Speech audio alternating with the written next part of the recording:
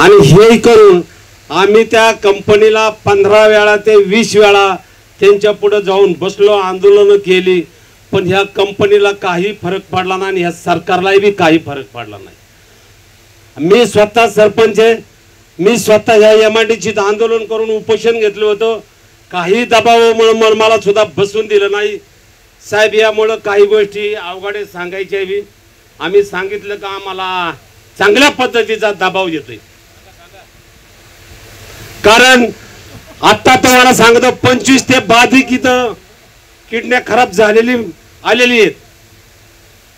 जवळजवळ 15 ते 20 गायी ह्या शेळ्या गाय ह्या पटांगणात मेलेले। काही रिपोर्ट द्यायला गेलं का शासनाने तिथं जाग्यावर गार करायचं, त्याला मॅनेज करून दाब टाकून त्याला घरी बसवायचं। साहेब आम्ही देवा शपथ सांगतो ह्या महाराष्ट्र पॉवरला वैतागून गेलेलो।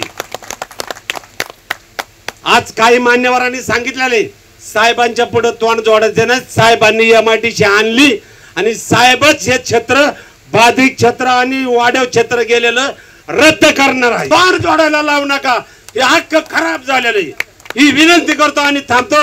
रामकृष्ण हरी।